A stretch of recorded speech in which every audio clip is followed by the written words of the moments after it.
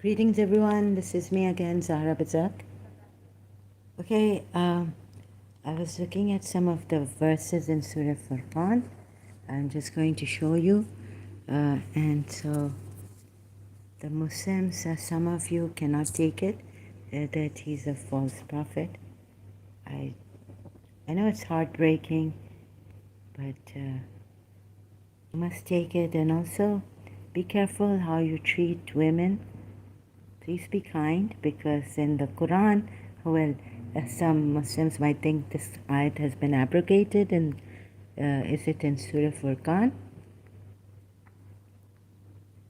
Uh, that, be good.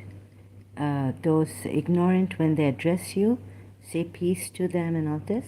But now you have those who say things against Prophet Muhammad, then that's another case. So there's a Zalmi returns, and he was spitting here and this and that, right? So, you know, many contradictions and misunderstandings.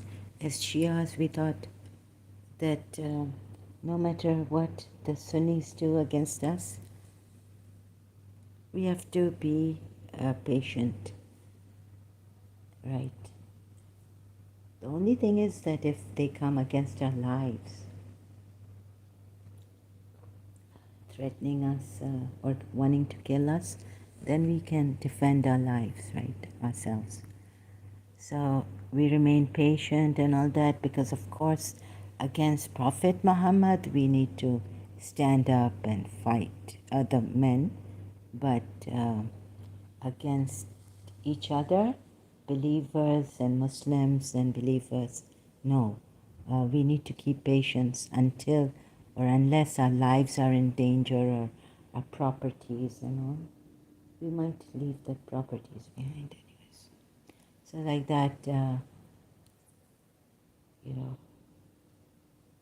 we need to protect ourselves, but not if they, you know, come up with false rumors, spread false rumors against Shias, that they are kafirs and this and that, mushrik,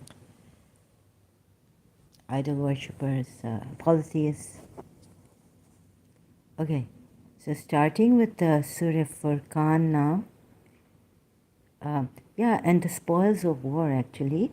So this is such a false prophet, like, in Surah Fat, that Badouan said to the believers that if you go for the spoils of war, we will go with you. This is the blame on them.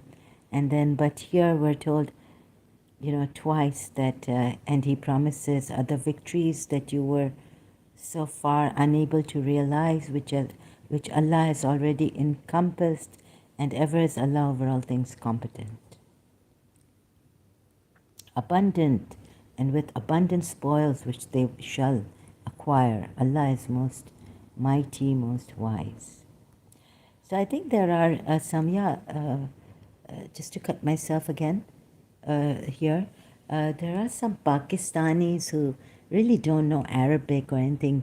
They've just followed whatever, maybe, the muftis or the maulanas have learned from Saudi Arabia, the Arabic, Quran in Arabic, and so, like Zalmi returns and all this, what they've learned from their Maulanas, and their Maulanas have learned from perhaps, or wherever the translation of the Quran came in Urdu. They don't know much, and they come here just, or they believe in this just blindly, following Maulanas, their Maulanas and all this. They're not educated people, very uneducated, jahilat, ignorant people who behave very ignorantly and all this. So this is something, right, we've had, and we have to deal with it. Like the Shias have to deal with some Sunni extremists who are open and out against the Shias. and where you know, rumors, false rumors against us when I was a Shia reached us. The quiet ones whispering, and Shias are, you know, like this. False accusations and false rumors. So this is where these, I think these Muslims, Zalmi type, come from. Very low category vulgar people. With no knowledge, jahilat ki had nahi hai, कहते हैं ना? Like there's no limit to ignorance. So, one verse after another against the Bedouins who just said, you know, when you go for war and you go for the booty in the war, take us with you. So here we have, like he's giving it to them, that and much booty, war booty, which they will take, and ever is Allah exalted in might and wise. Surah Fatah 19 and 20 again. And Allah has promised you much booty that you will take in the future, and has hastened for you this victory, and withheld the hands of people from you, that it may be a sign for the believers. Withheld the hands of the people. Maybe they wanted peace, and you went and you conquered even Makkah, saying that on the pretext that, oh, they evicted us, they were after prophets, wanting to kill Prophet Muhammad. So when they had a peace treaty with you, I don't know what he, in the Hudaybiyah peace treaty, he got himself Medina. You know, he changed Yathrib to Medina and made the polytheists accept him as the leader of Medina. God knows what he's done, really. And all this. And now here, much booty has been promised to you. When there's an ayat, I can't find it, that one who prays and who restrains himself from pleasures of life, and, you know, his stomach is like in, and you can see it, his eyes are like popping out. I can't find that verse actually. But I can find the one who has sold his soul for a paltry price in this world. So sorry, I couldn't find that ayat, but that ayat is there somewhere like this. Can't get the exact words even. Anyhow, so this from Surah Fat, what's in Al Imran, please fight, or at least, if not for the cause of Allah, at least, like Islam is teaching them to defend themselves, and thus the hypocrites have come up. Now, from the, you know, there's been a distinction between the believers, true believers, and the hypocrites. So these were told, come, fight in the way of Allah, or at least drive the foe from your city, meaning the ayat goes, defend yourselves. Defend. Just defend. Defend what? We don't know. So they were taught to defend something. They said, if we knew fighting, certainly we would have followed you. These poor people don't even know fighting. Right? And they, to disbelieve. So I've done a long, lengthy discussion on this ayat, and it's really terrible, full knowledge of all that they conceal. So now there were the Sahabas who were the hypocrites with Prophet Muhammad. So here the Sunnis are wrong if they say that all Sahabas, no, they go against the Quran ayats here. Not all Sahabas were true and faithful believers, okay? Now here I caught the Sunnis a mistake, and now Surah Furqan, there are two ayats. One says, and the messenger will say, my Lord, my own people had made this Quran an object of laughter. Right? Or my own ummat, a qawm, people, took the Quran as a forsaken thing, forgotten thing, like neglected. You see? So watch out. Perhaps you're one of those calm people of Rasulullah who have taken it as a neglected thing, like neglecting some of the ayats or thinking they have been abrogated when they have not been abrogated, and there's an actual contradiction and you don't see it, and there's an actual hypocrisy and you don't see it. hypocrisy from your own prophet.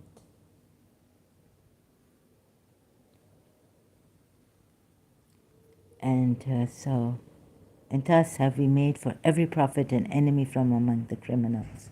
But sufficient is your Lord as a guide and a helper. And those who disbelieve say, why was the Quran not revealed to him all at once? Thus it is that we may strengthen thereby your heart, and we have spaced it distinctly, fragmented it, and they do not come to you with an example except bring truth and best anyways, this goes on, and there's another one in Surah Furqan. Let me show you this. I start to wonder what the Shias think of, or what do they say about this ayat. Surah Furqan ayat 59, that was Surah Furqan ayat 30, which was most important. I read out that the Qawm of Rasulullah will ignore the Quran. So you can either, if you read the Quran as a parrot, then you'll be like, the Jews, Hadus in Surah Jummah.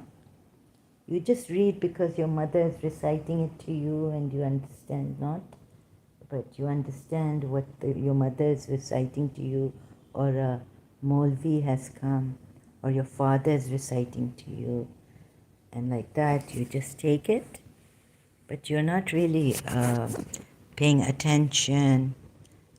So let me just open this ayat, Surah Jummah. The Jews were called the Jews were compared to this Surah Jumayat, a donkey. No, they are like,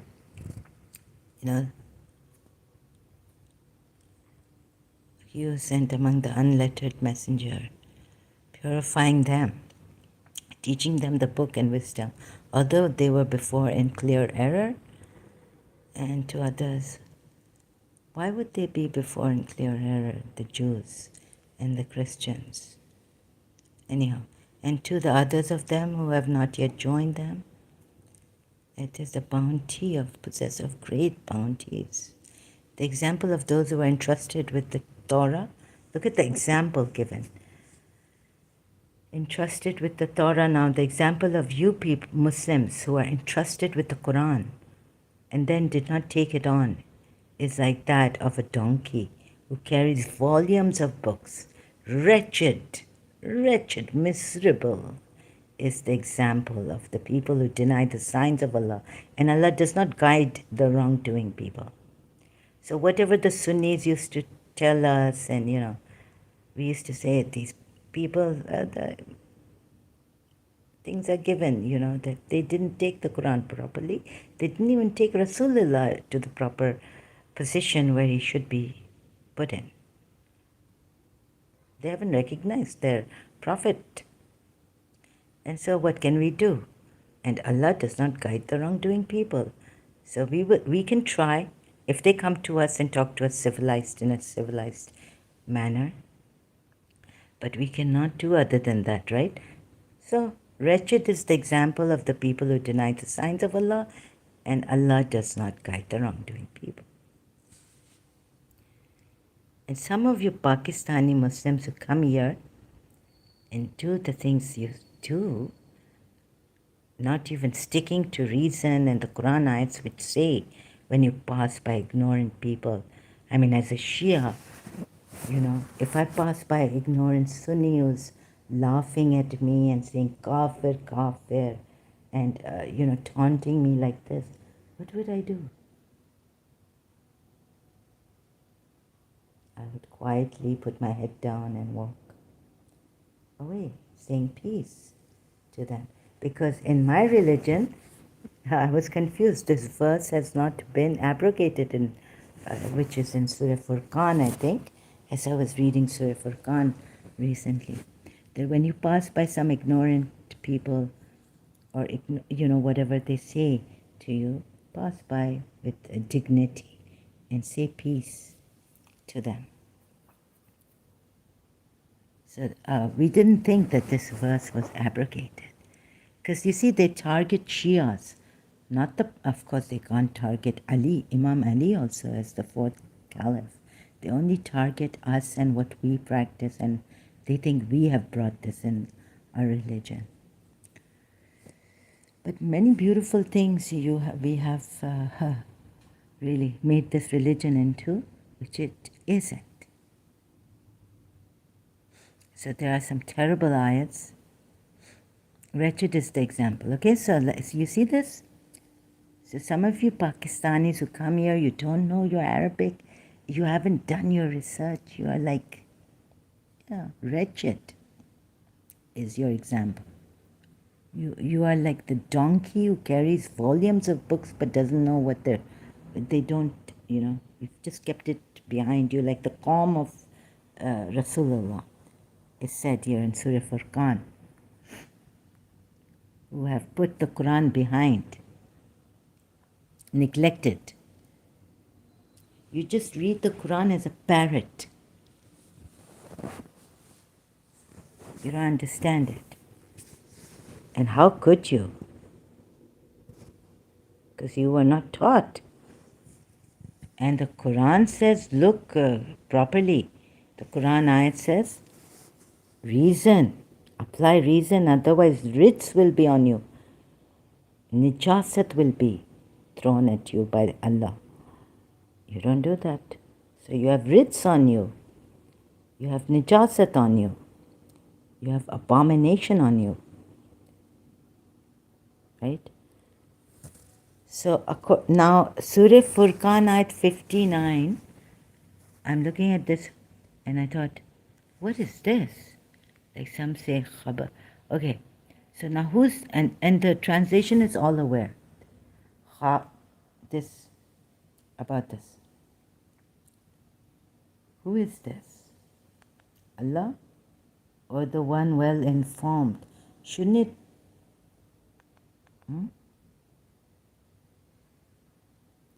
Khabira. It's not all aware. Khabar, meaning news. The one who is well informed should be like this, not the all aware as he is. Over the throne, the most gracious. So ask him as he is all aware. And now there are different translations. You can see how many.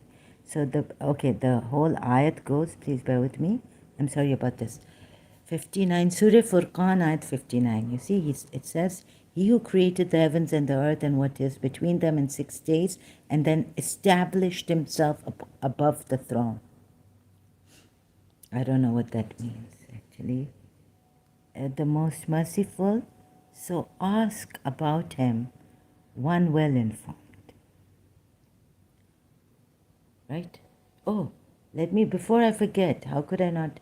There's another ayat, they don't prostrate to all merciful. When they are told to prostrate to the most merciful, they don't prostrate to the most merciful, saying, who is he?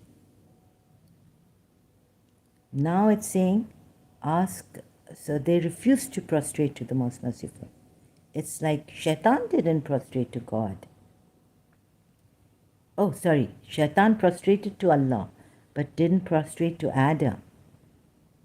Right? Remember that. So why, ask yourselves this, right?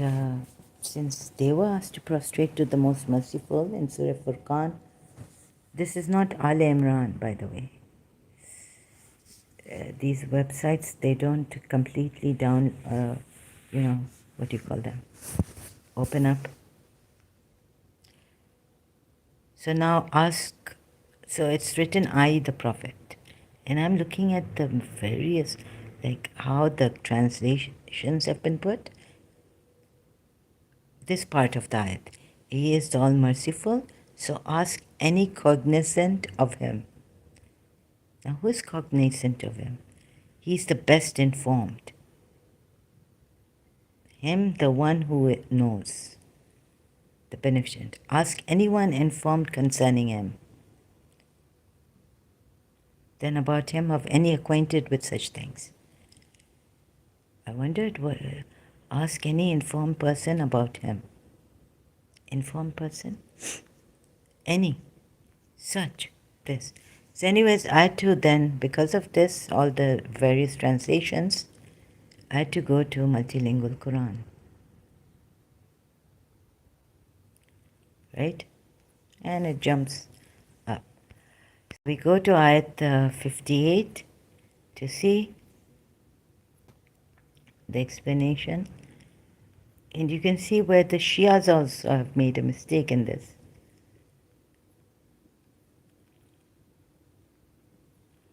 O Shias, rely on the ever-living who dies not and celebrate his praise. And sufficient is he as being aware of the faults of his servants who created the heavens and the earth, what is between them in it's 59 ayat. Who created the heavens and the earth and what is between them in 6 periods. Then he is firmly established on the throne of authority, the beneficent Allah. So ask respecting it, one aware. Who is this? Refer to the commentary of Araf. So I thought it was 7. I just had made a mistake. So I went to multilingual Quran, then saw the commentary of Surah Araf. What I saw under Surah Araf, verse 7, although it doesn't say here, verse 7, it says 54. Boggled, it really made me so angry.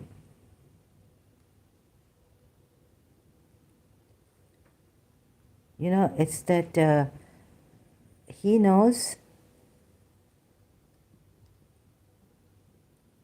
right?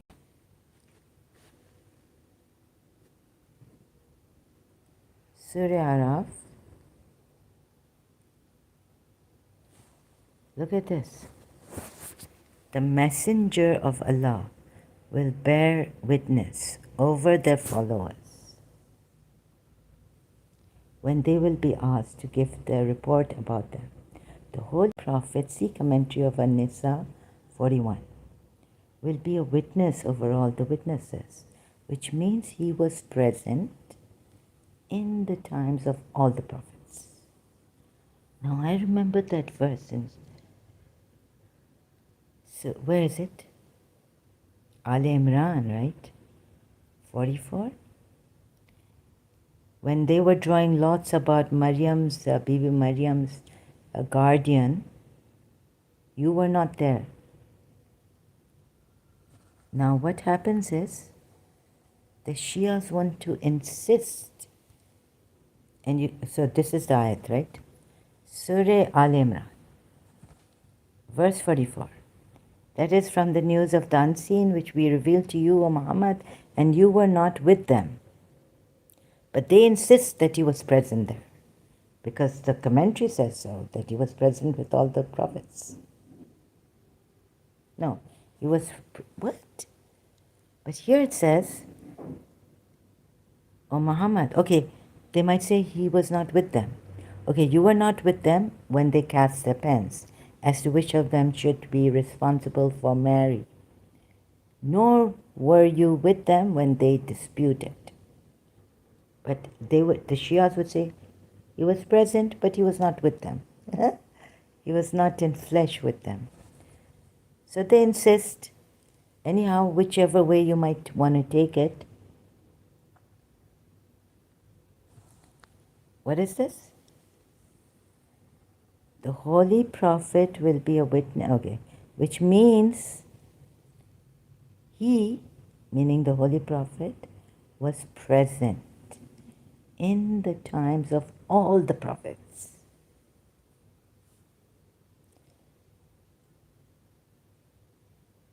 Right? I'm not weak English. Look, the Holy Prophet, see the commentary of An-Nisa, verse 41, will be a witness over all the witnesses, which means he was present in the times of all the prophets. Bibi Maryam was that was very important because she was going to have Isa. She was a saint.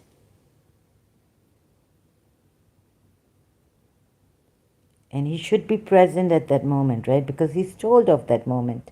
He's informed of that moment when they were drawing lots. So we come here.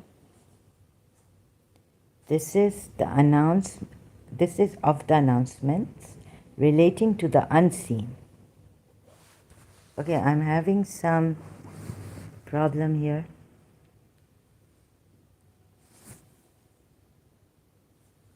Buffering problem.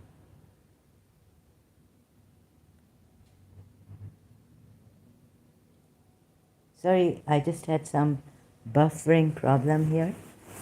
So you see this, again, reading this Shakir's translation, and I had some buffering problem. So you see, Bibi Maryam is a thing because he was told. He's told of the unseen. This is of the announcement relating to the unseen, which we reveal, ghaib, which we reveal to you. Please don't do this, Shia, Jinn, or whatever, whoever you are. I've had enough. Right? Oh, so 44. Even the Shias, you see where I caught them.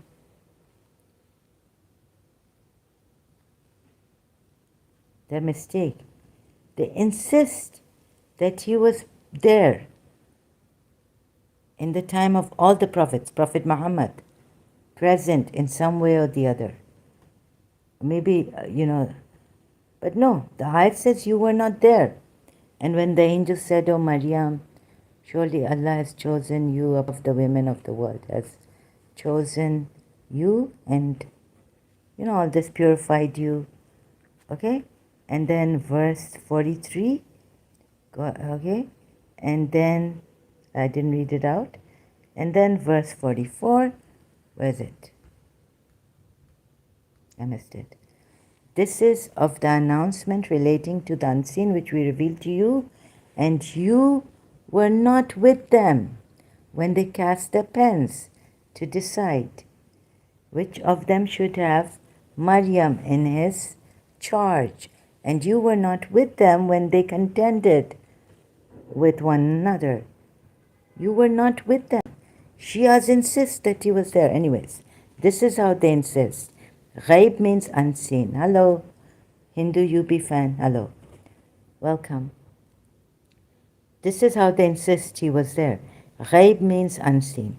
Mystic, spiritual, unknown, or unknowable through the corrupted extracts of the books in the hands of the Jews and the Christians. The knowledge of all things and events the Holy Prophet had was revealed to him by Allah alone, as has been said in Al-Najm, nor he speaks of his own desire. It is not save a revelation revealed to him. There was no means of knowing the dispute among the priests of the sanctuary as to who should have Maryam in his charge, because the accurate records of these events have been obliterated altogether, except by revelation. The Holy Prophet knew about the casting of lots to select Zachariah to take charge of Maryam, as if he was there when this event took place. The Shias insist as if he was there. Now there's a big difference. Was he there? But it is as if he was there. Was he there or was he not there? The Quran says you were not with them. So it's come to you as a revelation, but you were not there with them. Oh, but now the Shias insist against the Quran ayat.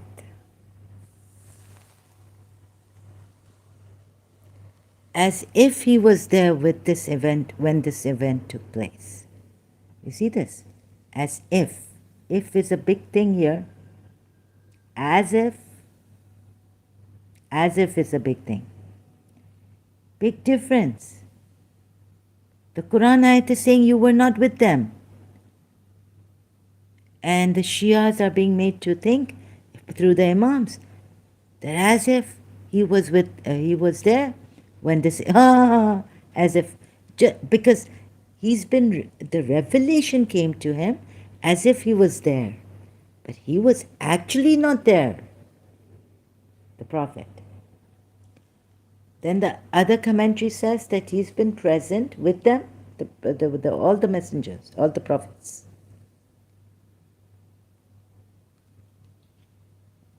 So if you do this kind of research, you'll find out mistakes which these jahil, ignorant Muslims, think that they can't find mistakes like this. It takes a lot. First of all, my heart was wrenched. Even now, I was feeling so aggravated, angry, and sad. Now, what is this? Shias have said we are accurate, justice. जिससे miss नहीं होता है हमारा. It is so agitating, aggravating. I wanted to go to sleep in this pain, in this aggravation. I said, no, let me come.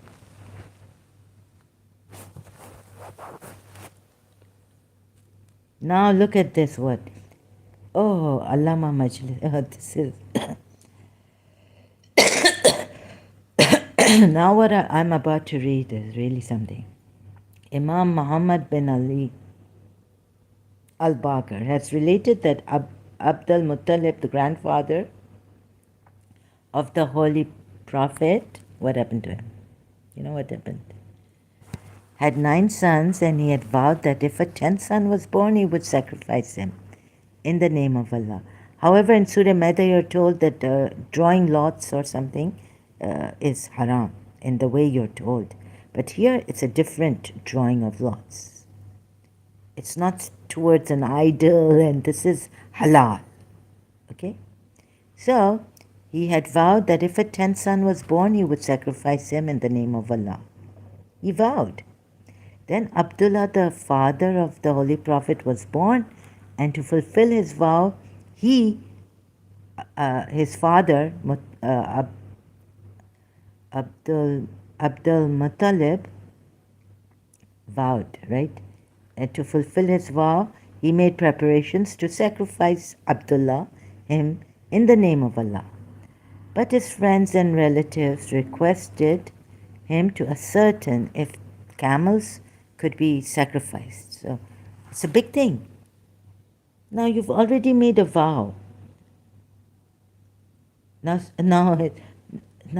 this I couldn't get for the life of me how he could listen to his friends and relatives, because he himself, when he vowed, he didn't take any advice from his friends and relatives. He got the sons that he wanted, and he said, okay, he's going to sacrifice his, let's say, 11th or 10th son. His vow was, if a 10th son was born, he would sacrifice him in the name of Allah. Then he changed, Abdul Muttalib,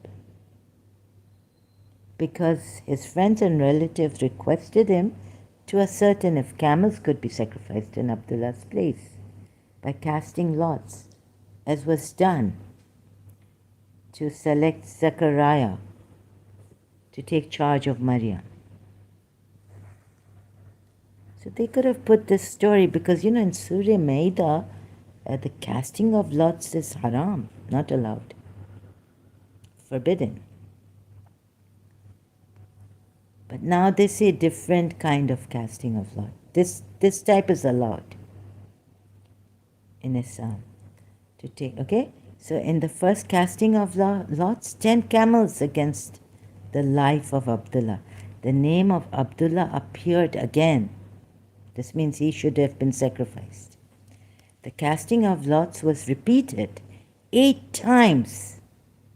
It's like, until it comes to Abdullah, don't stop. What kind of casting of lots is this? So I was so angry, aggravated, agitated when I read this story. I said, at first I was like, maybe very, very hurt, very shocked. What's going on here? Have I read the right? Is my English like I have to strain my eyes or strain my brains? Hello, excuse me, Shias. Also, do you see it? Do not follow your. We have very high, eminent religious scholars, Quran experts. But I tell you now, don't follow it. Follow them.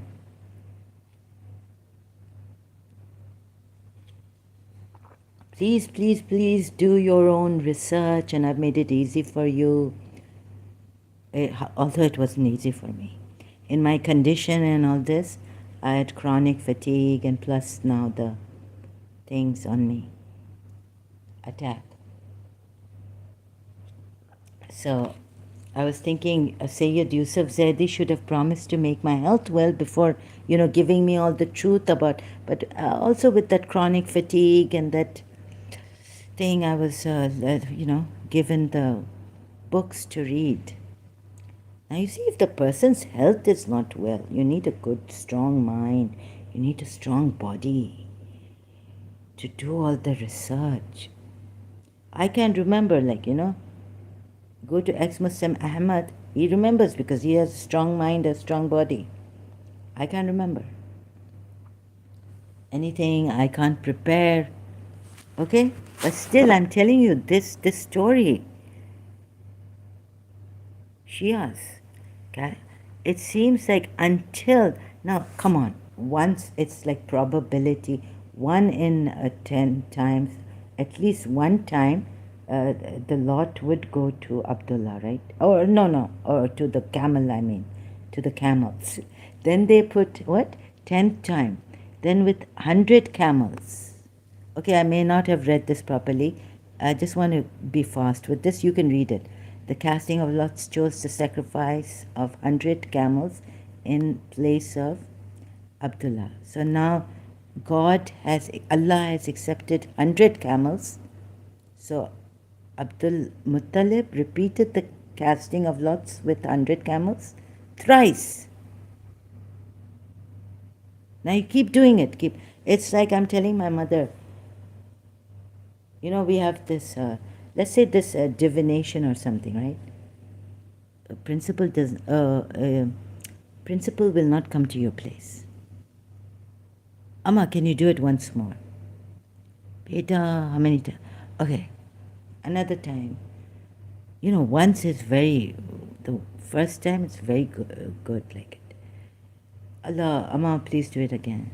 Okay, again she does it and she's, principal it says principal will not, the shells are saying principal will not come to your house, the divination is saying.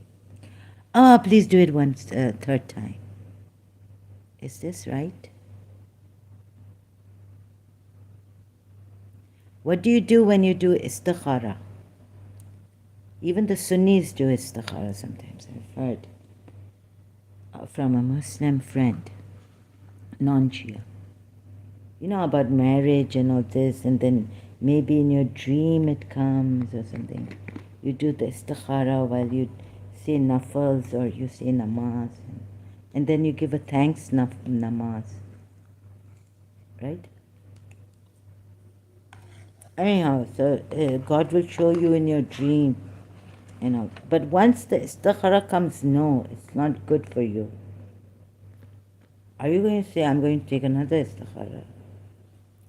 I'll also give a goat as a sacrifice, or a chicken, or maybe a cow tomorrow, right? They have cows in Pakistan. They have beef, right? Again and again. This is ridiculous. This is like playing. No. See, I'm a man of my words. I gave my word to Allah. I have to sacrifice the 10th son.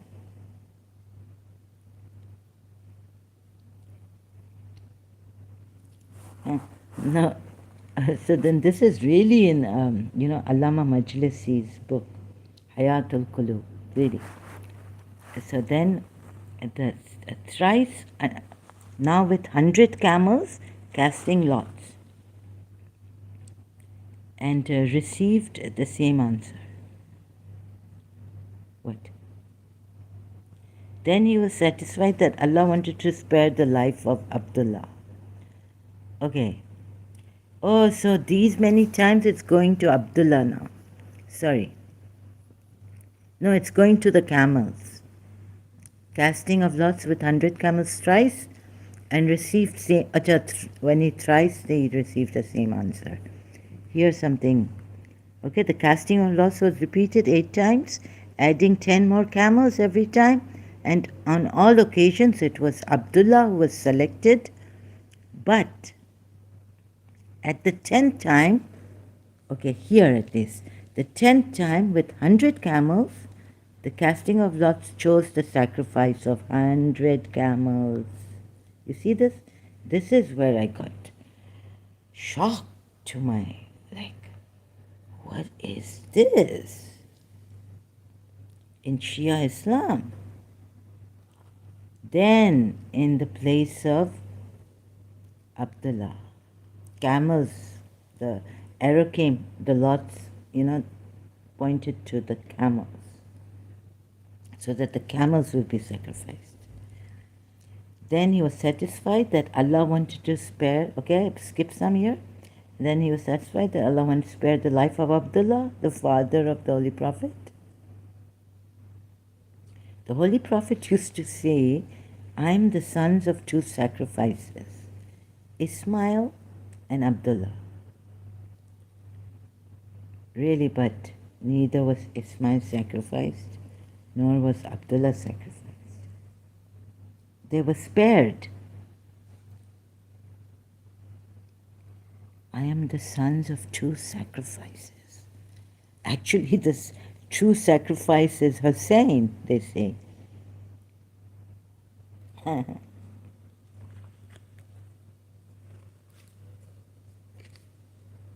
Please, Ismail and Abdullah did not get sacrificed. They were once, well, Ibrahim had a dream. Abdullah himself chose to sacrifice his 10th son. If Allah gave it to him, he would sacrifice it to Allah. So this was, which was an important mistake point that I was going to show you here. Shias insist when the Quran ayat is saying you were not there with them.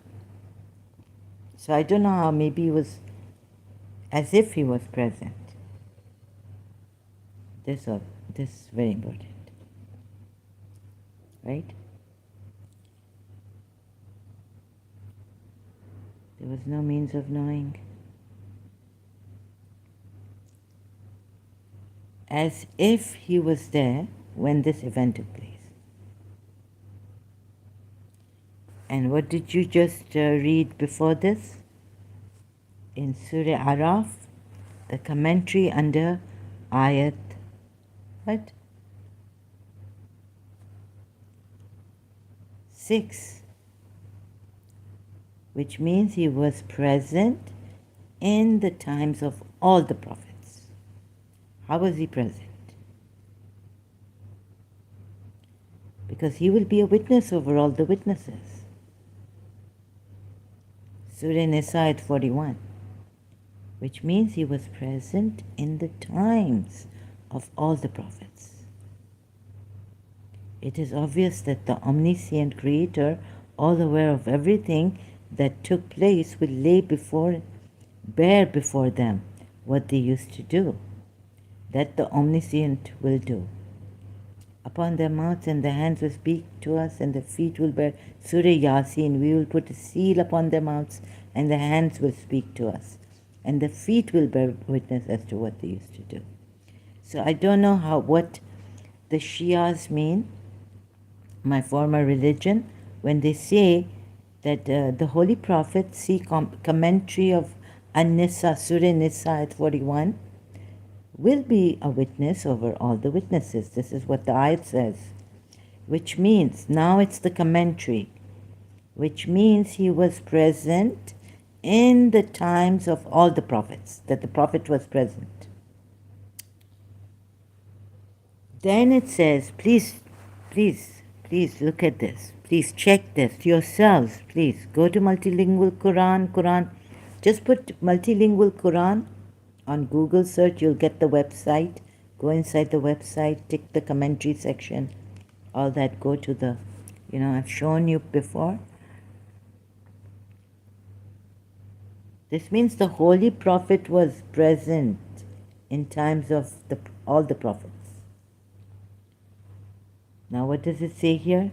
The Quran ayat says that you were not with them when they cast their pens.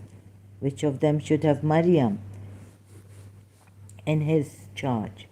And you were not with them when they contended one with another.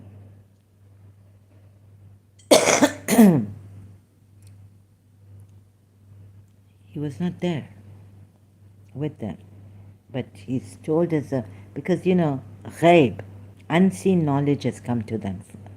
Him, Holy Prophet.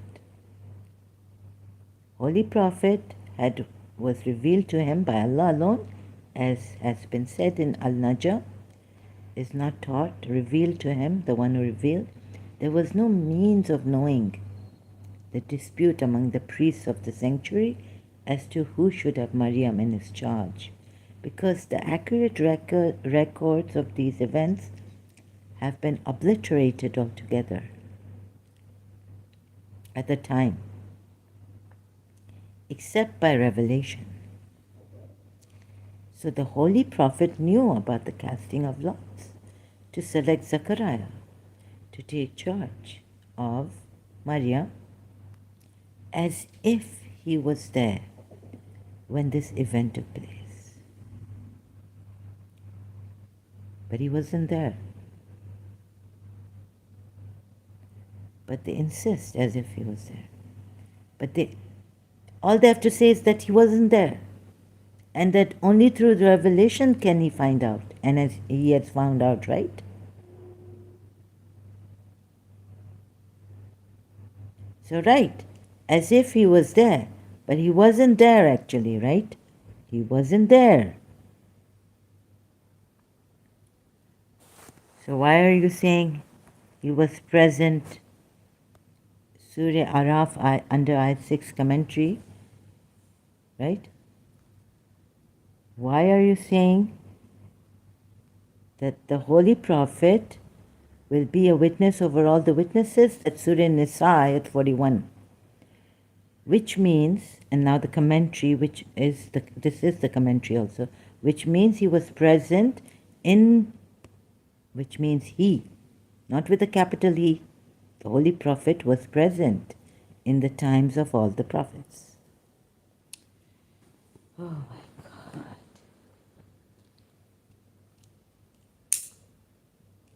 But maybe you'll say it's not like with them. But if he was present in the times of all the prophets, now God is revealing to him, but he wasn't actually a witness at that time. What kind of a witness was he then?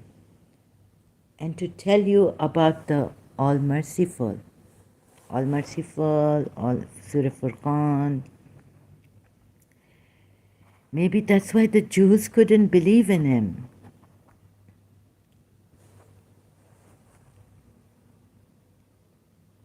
He is the best informed. He is the Lord of mercy. He is the best informed. Abdul Halim. No.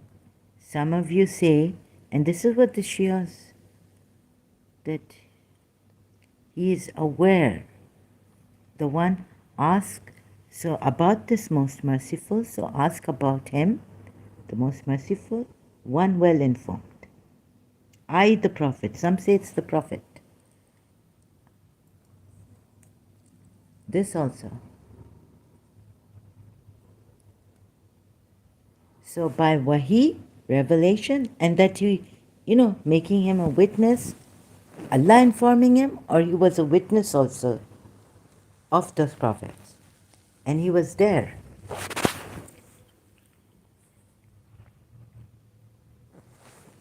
Like they say, right, that when Hazrat Musa, the Shias, it's a noses or something, I don't know.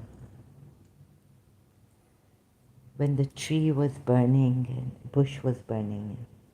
I'm not too sure about that, but so I don't want to, I also don't want to confuse myself and get complicated. It might get very complicated. You might think that I haven't made a mistake here. Oh, that I've made a mistake here and God, that the Shias haven't made a mistake here. Oh God, so this is a little bit difficult to show, and I've tried my best, although I'm not so good at explaining and all this.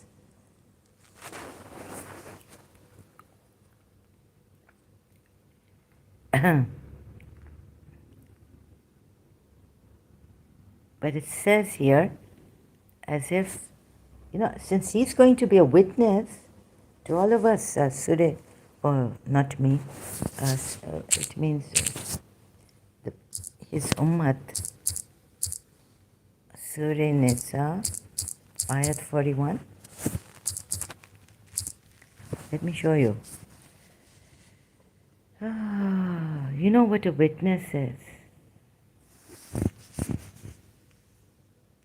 So, how will it be when we bring from every nation a witness and we bring you, O Muhammad, against these people as a witness? Yeah, maybe me too. But I don't think Muhammad is going to come as a witness. Allah is never unjust in the least degree. If there is any good done, He doubleth it and giveth from His own presence a great reward. 41. So how will it be when we bring from every nation a witness, and we bring you, O Muhammad, against these people as a witness? So look, Allah's, okay, very good. You can use that ayat and say, how great your Islam is. That day those who disbelieved and disobeyed the messenger will wish they could be covered by the earth, and they will not conceal from Allah a single statement. So you know how Prophet Muhammad will be against these people a witness.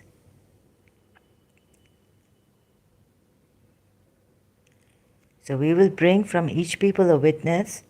The Shia say it can only be an Imam, because this kind of witness, what Imam Hussain proved in Karbala, when his 6 months old was being now, that Allah, you alone are the witness, right? You've seen, and you alone are enough as a witness. And so with Allah and the Imam and Prophet Muhammad being a witness, he has to be there to know at every time. That day those who disbelieved and disobeyed the messenger, this. And what's the good ayat? That Allah is never unjust in the least degree. If there is any good, He doubleth it and giveth from His own presence a great reward. What does it mean, His own presence? Gives from Himself. And there are these, in Surah Furqan, there are kind of ayats which are like, what is this? So, prostrate, when we say prostrate to the most merciful, let's see this ayat in Surah Furqan.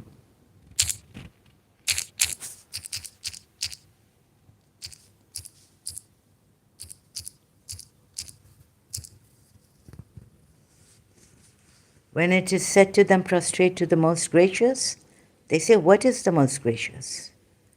They don't know what the most gracious is. Shall we prostrate before that which you command us? It increases their aversion. So Surah Furqan ayat, which ayat is this? 60, right? I have it. Surah Furqan, ayat 50 or 60?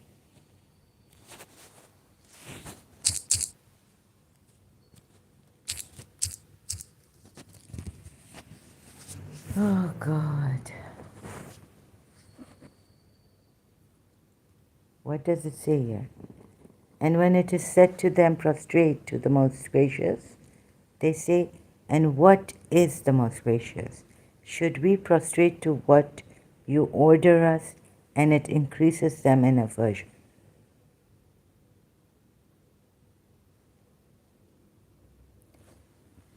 Right? They don't want to prostrate. This is funny. He's the merciful sent down, the prophet. So he's going to tell them who the most gracious is.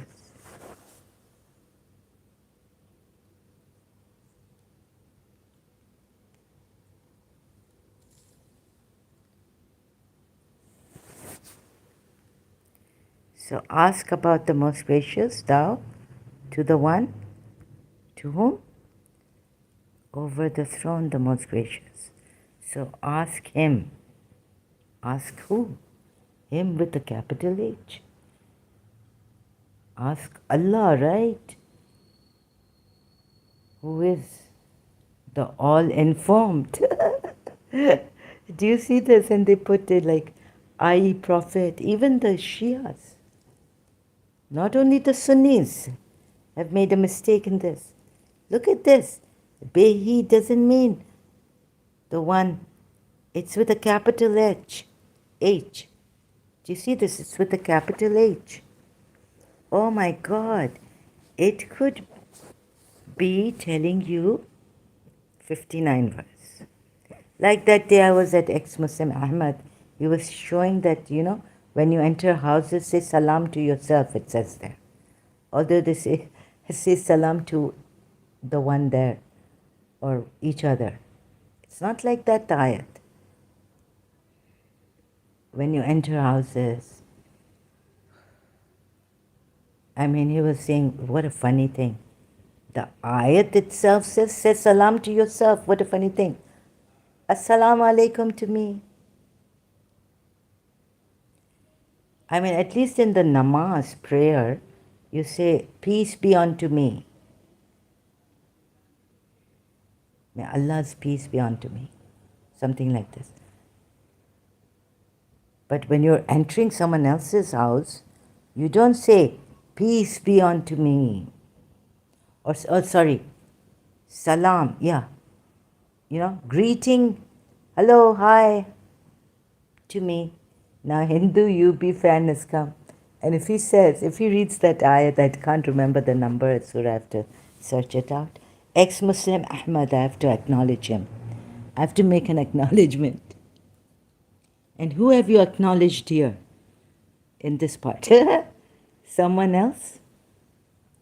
So ask him, the most gracious, isn't it? So ask him, as he is all aware. If you read this translation, no, he has the news, he has from his knowledge, Allah. So if they say he's well informed, they've put here all aware, as he is all aware.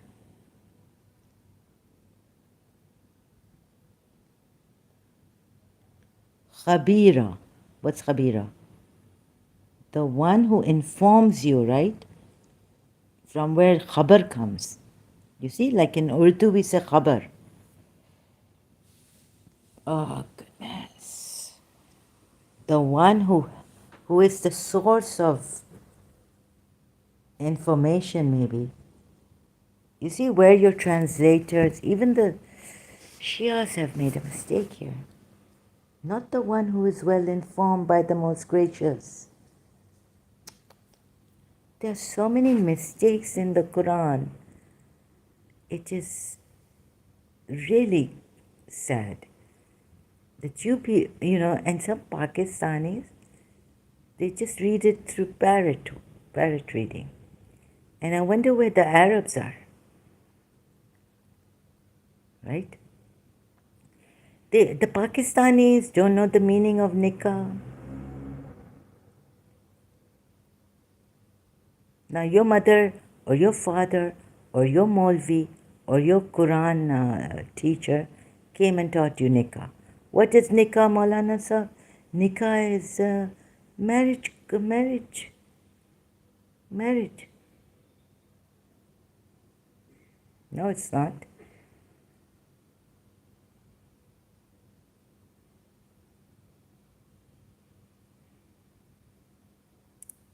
The Arabs will tell you, don't go and ask your mother what nikah is or your sister.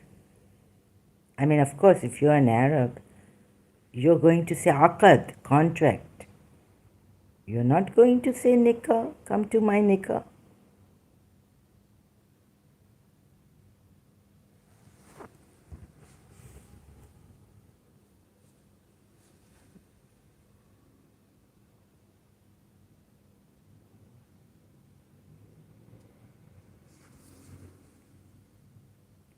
So this, what? Look, if it was, okay, why is this in the, capital H? Because it's a ayat. So it could mean the prophet who is all aware or all informed. You know what all aware? I think they're trying to say the one who is well or the source of information, right? Which they didn't get it. I mean, actually, Khabira could mean the one who is all informed or full of information. Not aware, because awareness, all aware is something else. What is all aware with? Suk? Well acquainted or well aware? The one who is well acquainted is what? What's that? Suk in Bahrain or Kuwait or somewhere. Suk al. You see the I. God, I'm so bad at this. Sorry. Allah the all aware, right? Another word. This is informed. This is khabar. It comes from news. Being knowing. Not knowledge, but news, khabar. Allah. Allah can also inform you through revelation and all this. So Allah is the all informer. How would you say it? Allah, because awareness and this, Allah is all aware. Allah is well acquainted, Allah is all aware and well acquainted. What's the, like this, right? Allah knows and is aware of all things. So there's a different Arabic word for it. Now, I cannot find it here. So, what do you call it? Now, that word is not coming to me, that Arabic word. So, but it's not aware. However, look at this. Even the word by word mistake here in Quran.com. Surah Furqan, Ayat 59.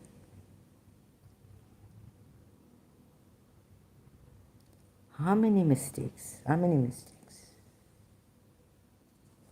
shall we point out?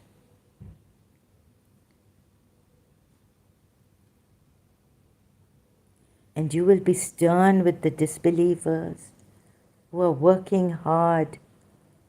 But it's okay for you to be stern with the disbelievers, right? To spit on them, to say we will, or to threaten them, or to say abuse them, say bad words to them. But it's not okay for them, the disbelievers, to do any. Like when Ahmad, ex-Muslim, says, I've had enough. Don't give me a headache. Off you go.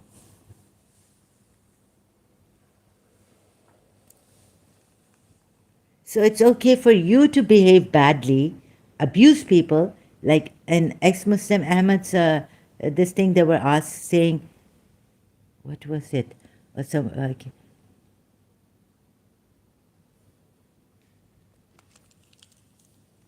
no. It's okay for you because you feel if you were defending a true prophet, how will you be? Oh, there was another time. No, that wasn't ex-Muslim Ahmad. There was another live stream where the person was saying, little Faizu. Little Faizu. You're saying, Dekho, look, your prophet has permitted, actually it's a command, to give gali, abuse, a non-believer, disbeliever, or someone. You know that? There's a hadith, little Faizu, I was there. The person saying, no, but this is, now when this is not a command. So Baba, I just wrote in the comment that it is, it's not a command, but your prophet didn't say no, don't abuse him. Said, very good what you did. Or, yes. He permitted, he gave permission to the person to abuse. He said yes, he agreed with it. Abuse him. You abused him? He didn't say no, it's bad. He agreed. He gave the person permission, meaning you did the right thing to abuse a disbeliever.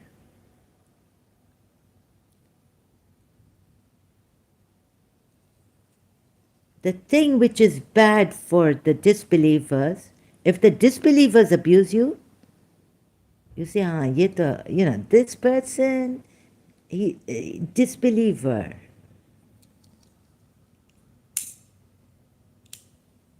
We have such adab, we have such etiquettes, we have such manners. Hamari Rasulullah would never teach us to abuse. Our Rasulullah has taught us manners. Look at that Surah Furqan verse.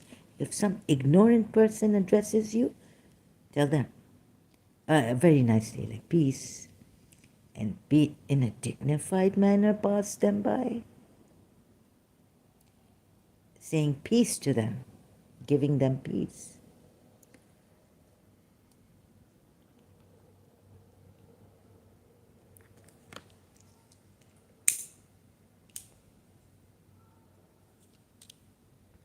So you would say that no, this hadith goes against that ayat, right? But what about being stern with the believers? Huh? That ayat, being stern with the disbelievers, being stern with the disbelievers. Isn't that worse than abusing them? Don't give them a face, turn away. Or be stern with them.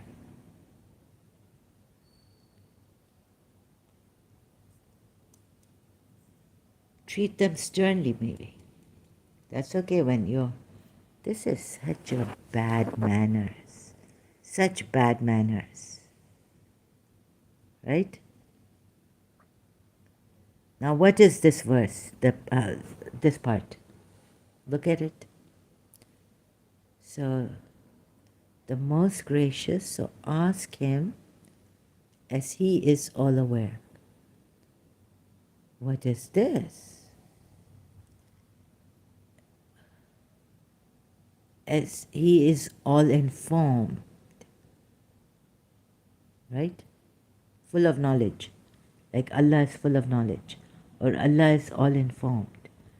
All aware they put here. Now they put here this, but there are so many translations you can see here. So ask about him, one well informed, i.e. the Prophet, the merciful one. Ask concerning him, the one who knows. Who knows? Ask thou then about him of any acquainted. But why can't he say, Ask the one I have sent, who is the merciful prophet. He can't even say this because there's prophet in another ayat. So why are these mistakes and things happening here? Not clear, this ayat. Because he wasn't a true prophet. And what he did is copy and paste. Any researcher you ask will come to this conclusion when he thoroughly examines, you know, the verses, x-raying. You know how you x-ray through them? You can tell. A person like me can tell now. I wasn't eager to leave. I was very scared of the fire and all this. Please. अरे इन जाहिलों को पाकिस्तानी कुछ मुसलमान हैं, इनको कुछ आता नहीं है कैसे रिसर्च करना, क्या करना, ऐसे ही आ जाते हैं. पता नहीं 9 Pakistanis against ex-Muslim Ahmed in one day.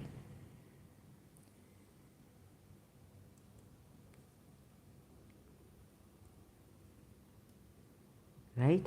So we are doing this. Please help us. I'm not doing this to insult you, to hurt you. I know you could be heartbroken. I know you've been thoroughly deceived with a thorough deception. And even those my alims, Shia alims, who claim to have done great research.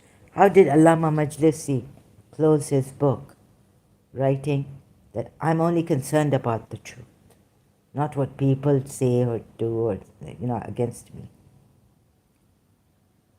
Maybe these, the Ahl al-Bayt were the ones who were hard and, they wanted to kill all those. And so Yazid, and they tried to stop them because their father was a grandfather, was a killer, mass murderer. Like anyone who wrote anything, said anything against them, he would kill.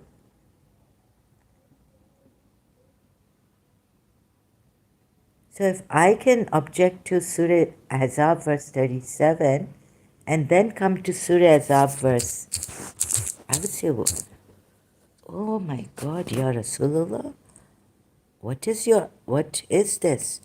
I believed in, not this.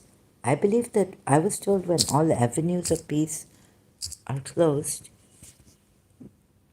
but not go kill the hypocrites and the ones in whose hearts is a disease and the rumor spreaders in Al-Madinah. We will surely incite you against them. Wouldn't you feel scared to even question that ayat, Surah Ahzab ayat 37? After reading this ayat, I mean, I wasn't a Quran Hafiz, right? They would have killed me. That's why my father shut me down and said, oh, we can't say what is the wisdom of Prophet Muhammad in that ayat.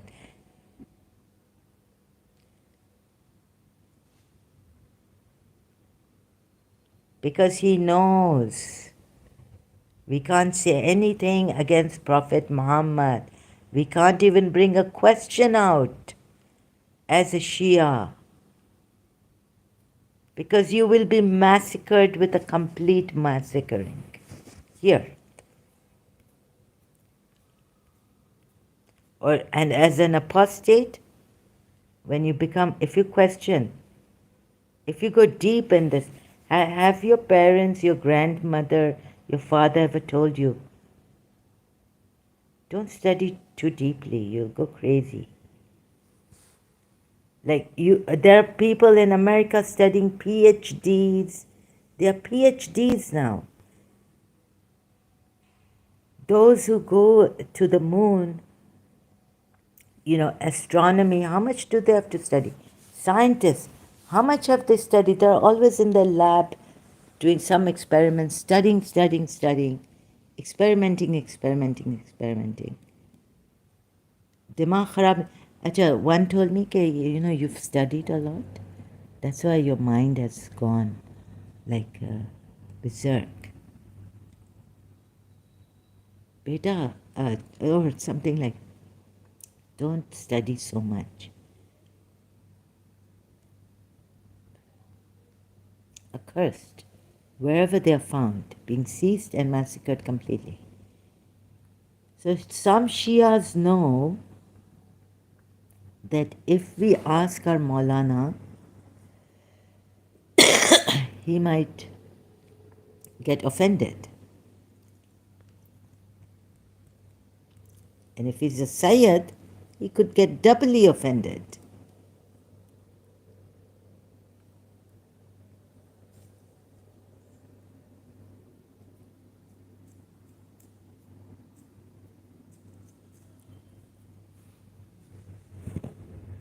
You see? Maybe it's this. Very scared. We don't know the wisdom of Rasulullah. In Surah Azab, ayat 37. This is 61 of Surah Azab. Truly, if the hypocrites and those we will incite you against them, then will they not be able to stay? Oh God! Then they will not be your neighbors, except a little. Accursed wherever they are found, seized and massacred completely. And some Muslims have come saying, "Oh, they broke the treaty. Oh, they broke the treaty." I mean, jahilat ki had nahi hai inme. Ignorance ki had nahi hai. Such cruelty. We used to think only but the Shias are the same as the Sunnis. They would kill me if I said anything against Islam, Prophet Muhammad. Go to Iran, God forbid. Don't go there. Don't say anything. Even if your hijab is a little bit, they could get you.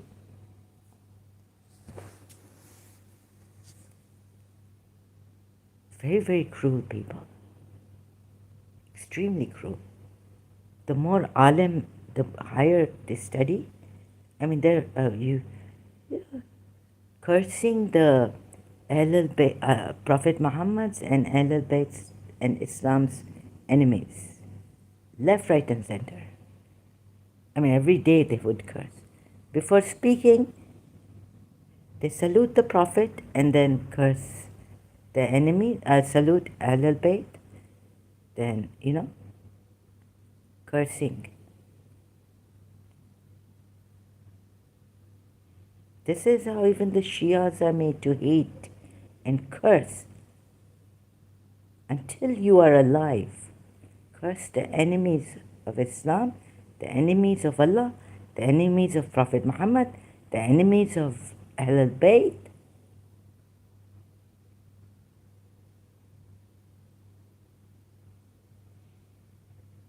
And you have never looked deeper that your grandfather, who he was, this great accursed wherever they are found.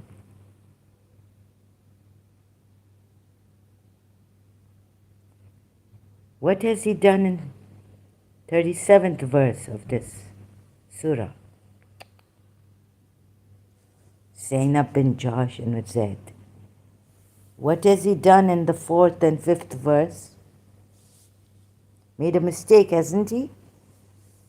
And the Shias don't see this. At least the Sunnis say that he wasn't a prophet, he didn't know. He was Nijis. He was an idol worshipper, pagan. Ibn Qatir, someone brought this to my attention, that Ibn Qatir says that Allah was a idol. I mean, it's there, Ibn Qatir. Who is he, Historian, tafsir, you get tafsir from him. Quran ayat tafsirs. So, Allah, let's check. I don't know. Allah was an idol. I was told, I don't know if I can find it like this, but let's search. Rob Christian. Allah is Samad, an idol by Ibn Qatir. Rob Christian gives it to us on YouTube. Allah, stone idol, Quran contradiction. Yes, here's the explanation as to why Allah is a stone idol, dead, imaginary, and fictional, incoherent with reality or false God.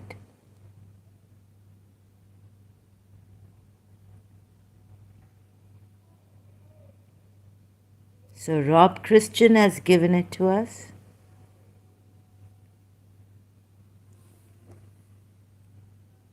What can I do? I have to...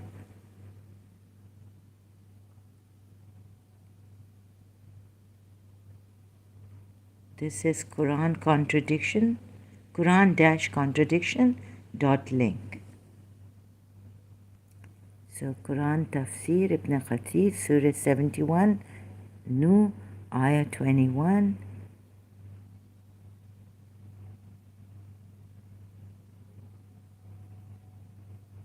In reference to what? But these are surah, and Allah prohibited the believers from insulting the disbelievers' idols and insult not those whom they worship besides Allah.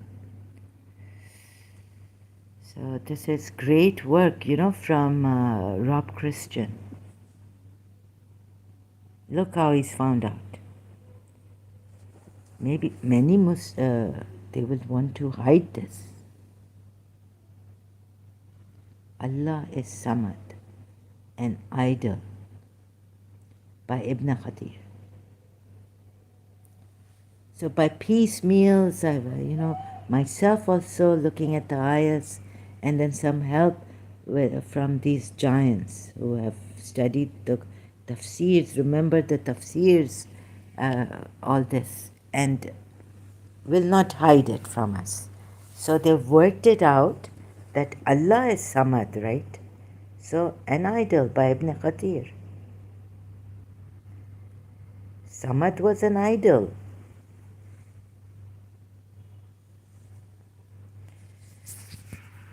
How many things they will not tell you? They want you to be like, just read, follow them, your peers, your elders, your forefathers. Well informed, and ask from a one who is well informed. So ask him as he is the all-informed, not the all-aware. And you put here, I, Prophet, and then after the Prophet, the Shias would say, Imam Ali, because he would be the next Imam witness. You have to have a witness to the Most Gracious. So why couldn't Allah say also that since I've made him the messenger, this Prophet is a mercy to the worlds. And you just want to be informed like through the Quranites with no evidence elsewhere whatsoever. God's messenger was the mercy of Allah. Mercy sent by, and we have sent you, O Muhammad, not but as a mercy for the Alameen, mankind, jinns and all that exists. Surah Anbiya ayat 107.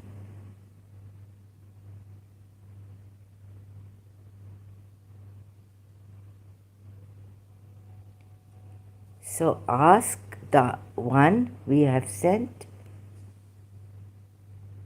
But what does it say? Then is Muhammad the all-informed? Is Muhammad another God, like in Surah Takwir? This is getting worse and worse by the day, as I find out other Quran ayats. Surah Furqan ayat 59. This part. Okay? Do you see this? And if you want to come here and spit at us and abuse us,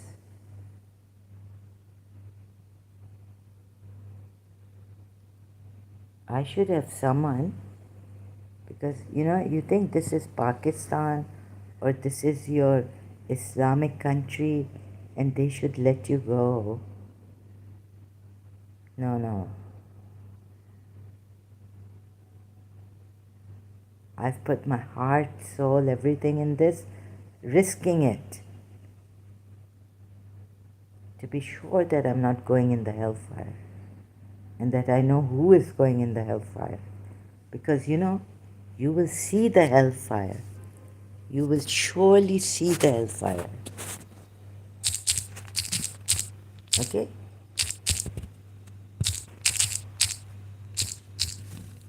Taqatur.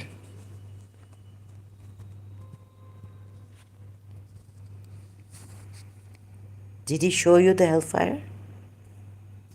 Will you dispute with him what he sees in his heart? Surah Najm ayat. Until you visit the graveyards. No, you are going to know. Then no, you are going to know. No, if you only knew with knowledge of certainty, yaqeen,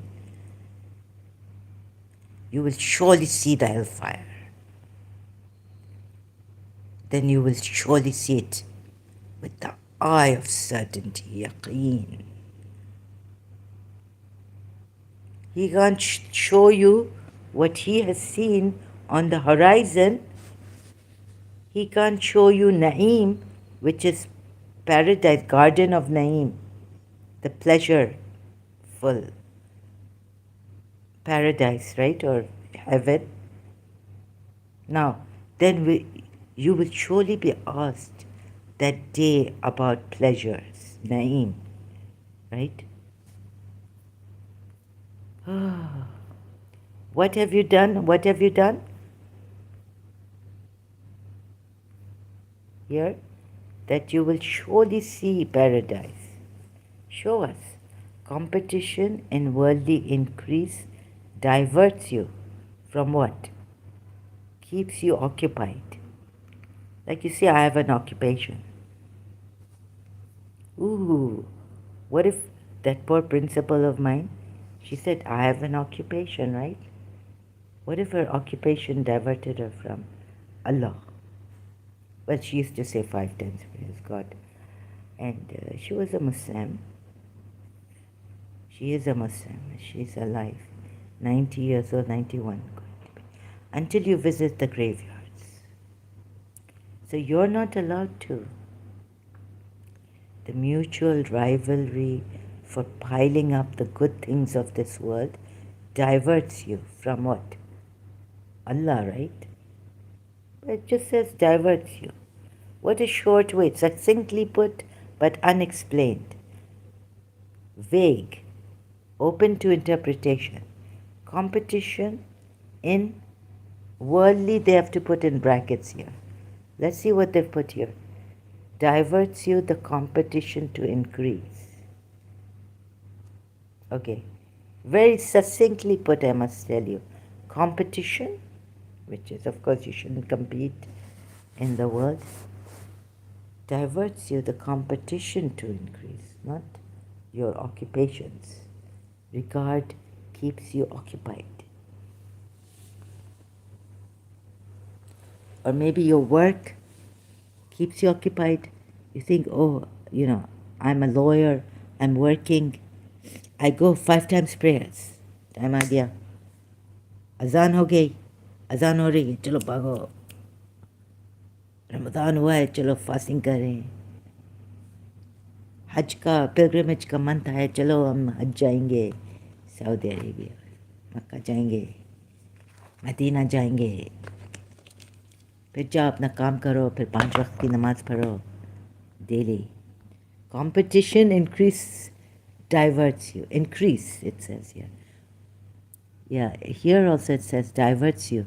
The competition to increase, to increase your livelihood, your earnings, or diverts you from Allah.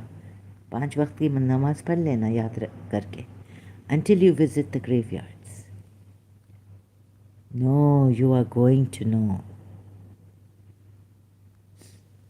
Then no, you are going to know. जानोगे भी और मानोगे भी.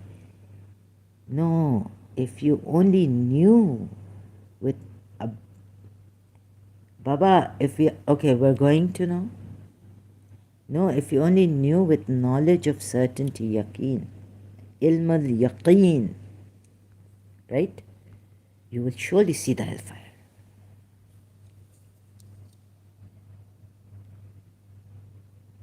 अरे 5 times prayers तो पर कैसे कि if you are working hard, you could go to hell. Increase. Like let's say Dubai Sheikh, my father was saying, Sheikh Rashid, listen, many years ago, like he's making Dubai and this and that, right? But at least you Muslims pray 5 times a day. You remember Allah. What does this mean? That even if you are Muslims, and if you're into too much competition and increasing, you will also surely see it, right?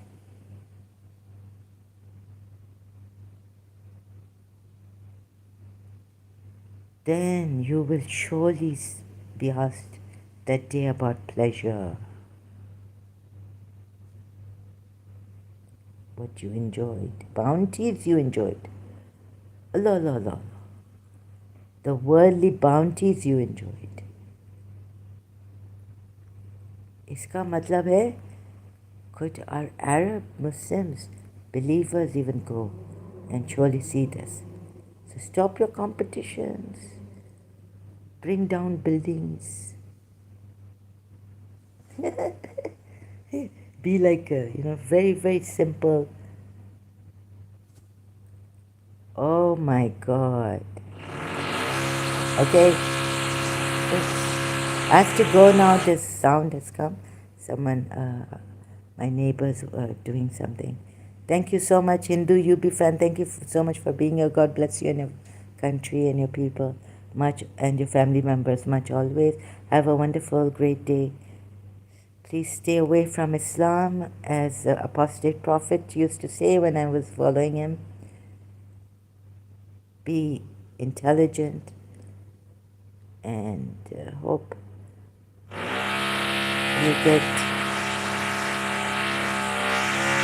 you're able to leave and be nice with the disbelievers. Okay.